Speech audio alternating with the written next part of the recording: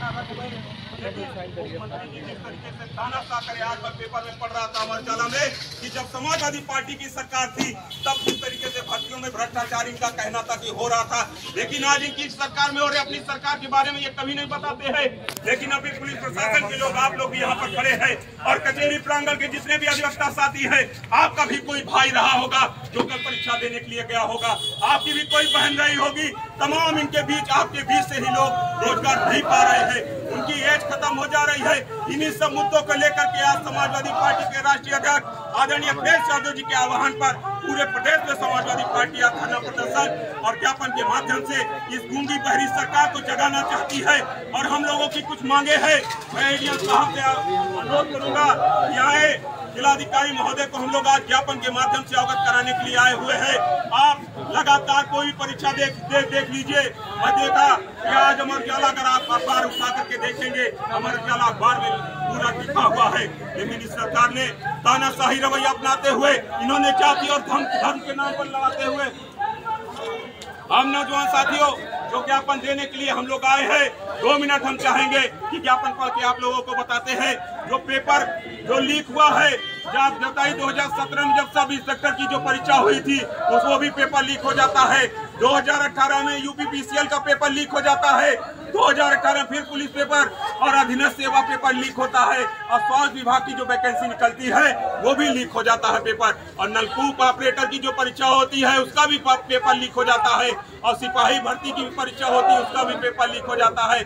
69,000 जो शिक्षक भर्ती की परीक्षा दी 2020 में, उसका भी पर्चा आउट हो जाता है। लेकिन आपको मालूम होगा, आप सभी जो पर्दाफाश करने वाले हमारे ईमानदार कप्तान जो सत्याग्रह अनुरोध पंकज जी थे, आप सभी लोगों को पता होगा कि भारतीय जनता पार्टी सरकार का एक कैबिनेट मिनिस्टर जब उसके गिरेबान तक हाथ पहुंच गया, कप्तान साहब के ऊपर जिस तरीके से गाज गिरा दी जाती है, उस कोरोना काल में उनके पिताजी का देहांत हो जाता है।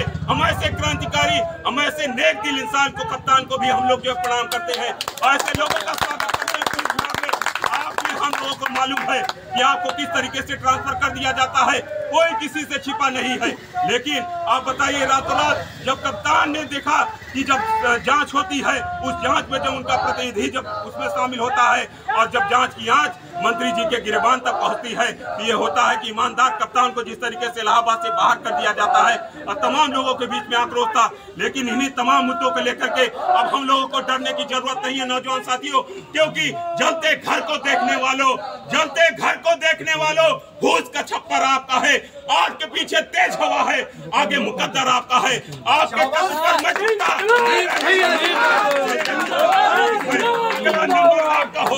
आपका होगा। इसलिए हम सभी लोगों के एक होकर के इस तानाशाही सरकार को उखाड़ फेंकने की जरूरत है। नौजवान साथियों, जो ज्ञापन हम लोगों को है वो मैं पढ़ के आप लोगों को सुनाना चाहता हूँ।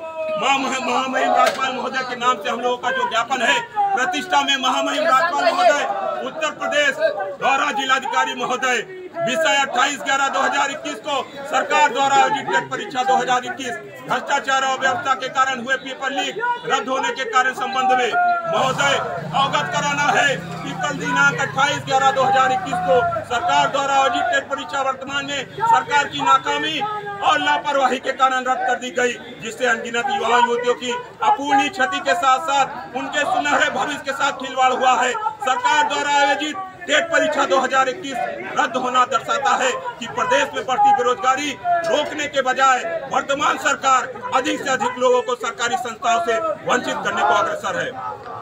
हम लोग उक्त परीक्षा में सम्मिलित सभी परीक्षार्थियों को उज्जवल भविष्य को साकार करने के लिए हम मांग करते हैं। पहली मांग हमारी है, सरकार 15 दिनों के अंदर पुनः टेट की परीक्षा आयोजित कराए। दूसरी हमारी मांग है, सरकार आगामी आयोजित टेट परीक्षा में समस्त परीक्षार्थियों को परीक्षा स्थल पर पहुंचने हेतु यात्रा भत्ता, रेलगाड़ी और बसों में मुफ्त यात्रा की व्यवस्था उपलब्ध कराए। तीसरी हमारी मांग है, दिनांक 28/11/2021 को आयोजित टेट परीक्षा हेतु आवागमन में हुई आर्थिक क्षति की प्रतिपूर्ति के लिए समस्त प्रतियोगियों को कम से कम 5-5 हजार रुपए आर्थिक सहायता दी जाए। ये मांग हम एडीएम महोदय के माध्यम से महामहिम राज्यपाल महोदय तक पहुंचाना चाहते हैं। हम आग्रह करेंगे या एडीएम साहब आए और हम लोग ज्ञापन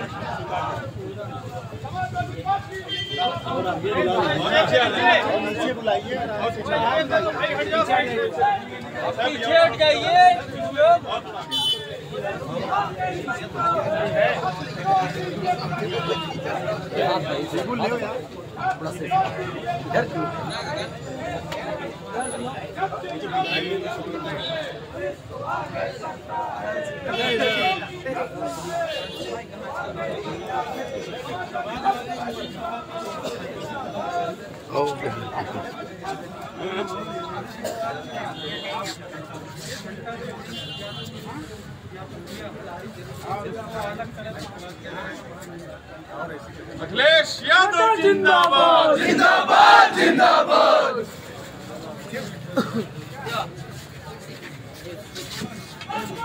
आज प्रयागराज में सैकड़ों समाजवादियों ने जिला अधिकारी कार्यालय को घेर लिया।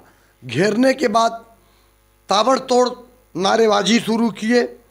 उनको एक मौका मिला उत्तर प्रदेश योगी सरकार को घेरने के लिए।